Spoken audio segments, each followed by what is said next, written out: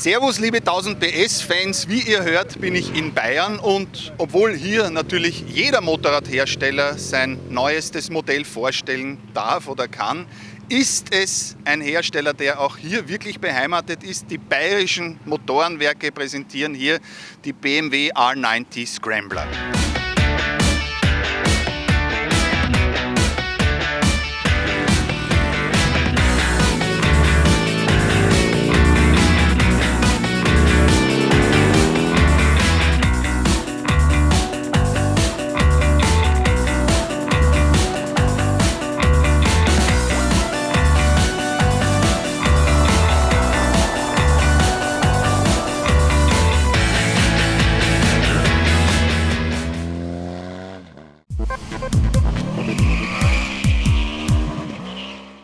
Ja, nun also auch von der retro-orientierten und doch eigentlich sehr modernen BMW R90 ein Scrambler-Ableger. Aber was ist eigentlich dieses Scrambler? Was hat es damit auf sich, dieser Trend, der sich gerade so weit verbreitet? Fast jeder Hersteller hat schon einen Scrambler.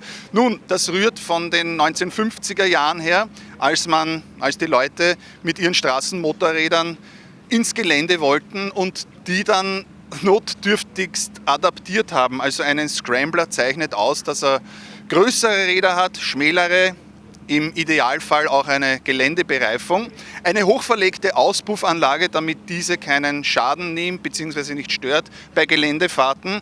Und ja, die Scrambler waren damals halt auch ziemlich abgeräumt, sage ich einmal, damit sie leichter werden, weil im Gelände ein niedriges Gewicht natürlich sehr wichtig ist. Das hat sich dann bis in die 1970er Jahre fortgesetzt. Das waren dann halt die damals üblichen Geländemaschinen. Und was in den 70er Jahren passiert ist, wissen wir alle. Es kamen die Motocross-Motorräder auf den Markt und die waren dann wirklich auch von Rahmen und Fahrwerk her aufs Gelände zugeschnitten und nicht mehr sozusagen Straßenmotorräder, die fürs Gelände irgendwie hingetrimmt wurden.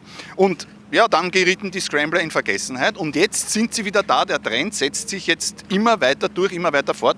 Schauen aber auch extrem cool aus. Wie ich meine, mit der BMW R90 Scrambler hat BMW eine sehr logische und coole Weiterentwicklung des R90-Themas vorgenommen.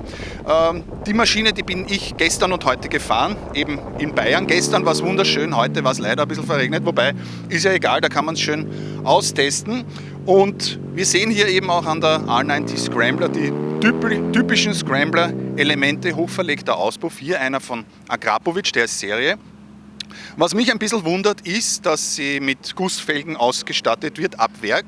Nur wie ich gehört habe, was die schönen Kreuzspeichenfelgen kosten, habe ich mir gedacht, naja gut, das ist dann eigentlich Pflicht, die dazu zu nehmen. Ich hätte mir halt gedacht, vielleicht ein Tausender drauf. Es sind nur 400 €, die Kreuzspeichen kosten. Also ich finde, das gehört schon dazu, weil ein Scrambler, wenn der schon ins Gelände sollte, dann gehören Kreuzspeichen dazu.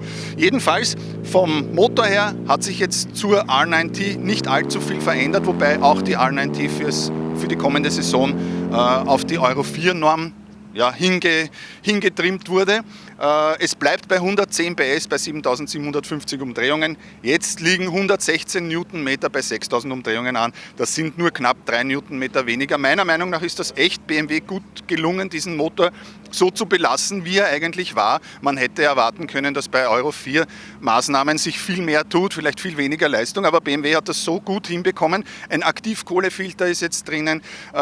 Sie müssen eine Warnlampe haben, die anspringt, wenn irgendwas nicht passt mit den Abgasen. Hat bei uns eigentlich nie aufgeleuchtet, hat alles eigentlich sehr gut funktioniert. Was auch noch natürlich besonders auffällt, abgesehen von den anderen Felgen, die Reifengröße und die Radgröße. Vorne, wie es halt für einen Scrambler gehört, ein größeres Vorderrad, ein 19 Zoll 120/70/19. Hinten haben wir einen 170/60/17, also auch ein bisschen schmäler eben. Die gesamte Bereifung ist im Übrigen von der BMW R1200 GS übernommen. Auch die Metzeler Tourance Next, die auch eben gestern im Trockenen und heute im Nassen eine sehr gute Figur gemacht haben. Das ist aber alles, noch nicht alles. Besonders verändert zeigt sich meiner Meinung nach die R90 Scrambler gegenüber der normalen R90 mit dem Fahrverhalten. Ich befinde die R90 als ein relativ quirliges, also es ist schon ein schweres Motorrad, aber für diesen dicken Boxermotor, finde ich, geht sie relativ handlich um die Ecken.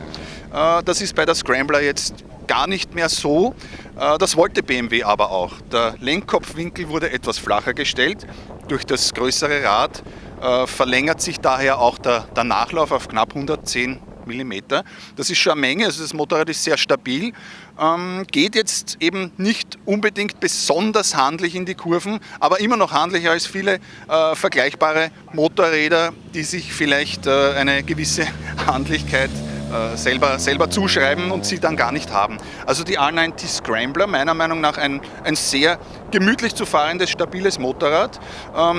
Ein Kritikpunkt, der mir jetzt eben einfällt, wo ich da stehe, der Sattel. Wir haben die kürzere Sitzbank. Es lässt sich ja wieder so viel umbauen, auch beim R90 Scrambler, so wie bei der R9T. Es ist das Rahmenheck geschraubt, das heißt, da kann man Individualisierungsmöglichkeiten vornehmen ohne Ende. Zum Beispiel auch am Kardan gibt es Schraubenlöcher, wo man dann eine seitliche Kennzeichenhalterung anbringen kann. Also das ist echt durchdacht. Das wurde von der normalen R9T übernommen, das ist ausgezeichnet. Aber eben, wir haben die kürzere Sitzbank jetzt bekommen für unsere Testfahrten. Normalerweise wird sie mit einer längeren ausgeliefert, gefällt mir persönlich besser, aber ist ja egal.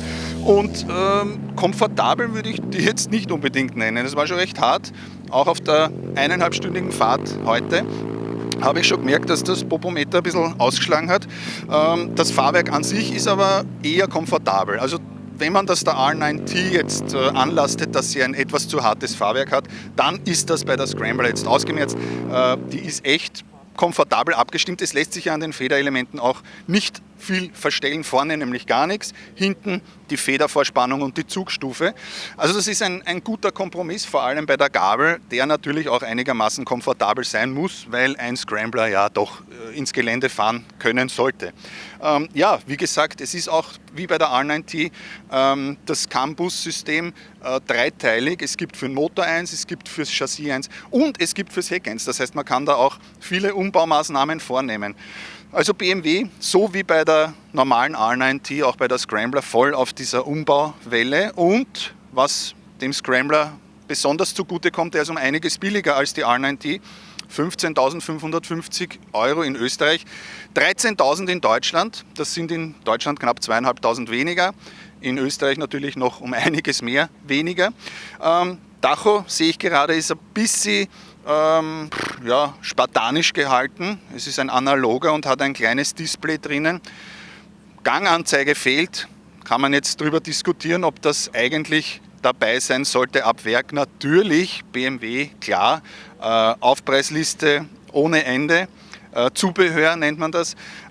Es gibt einen Drehzahlmesser zum Nachbestellen oder zum ab Werk drauf bestellen und da ist dann auch eine Ganganzeige dabei. Also sie sind sehr schlau, lässt sich halt natürlich auch mit Stollenreifen bestellen, man kann alles machen. Es gibt eben wie gesagt verschiedene Sitzbänke und der Tank ist den Kosten geschuldet, diesmal ein Stahltank und nicht der Alutank der normalen R9T, die wir kennen, die ja in dieser schönen Voll-Alu-Optik extrem cool ausschaut. Aber dieses Grau wirkt meiner Meinung nach auf der Scrambler auch sehr gut. Man kann ja natürlich den Alutank nachbestellen. Witzigerweise 900 € mit der wunderschönen Naht in der Mitte. Ohne der Naht dann an 100er teurer. Mir gefällt die Naht sehr gut, aber das ist ja natürlich mehr Arbeit, das wegzuschleifen. In dem Fall, beim Stahltank, ist es so und so nicht der Fall. Schaut aber deswegen meiner Meinung nach nicht viel schlechter aus. Also die Scrambler eine gelungene Ergänzung des R9T-Programms. Wird seine Freunde finden. Das Herzstück der Motor ist meiner Meinung nach halt wirklich nach wie vor das Nonplusultra unter solchen bisschen auf Retro gemachten Motorrädern, weil er beim Gas geben dann so schön nach rechts zieht, so wie das halt die vorherige GS gemacht hat. Eben nicht der wassergekühlte oder teils wassergekühlte Motor mit den 125 PS, sondern hier die 110. Also ausgezeichnetes Motorrad meiner Meinung nach, das halt wirklich gut funktioniert. Mit dem Fahrwerk, da muss man sich halt daran gewöhnen oder muss halt die Krot schlucken, dass das jetzt ein Kompromiss ist an der Gabel. Die Handlichkeit, ja, der breite Lenker macht es ja wieder einigermaßen wett. Das ist auf der R9T, auf der normalen vielleicht ein bisschen besser. Aber insgesamt ein gelungenes Konzept, das uns heute und gestern vor allem sehr viel Spaß gemacht hat und euch hoffentlich auch viel Spaß machen wird. Wenn euch die Quatscherei über die R9T Scrambler, die neue BMW, gefallen hat, dann gebt mir einen Daumen hoch, abonniert unseren YouTube-Kanal. Ihr könnt auch gerne einen Kommentar abgeben. Danke fürs Zuhören.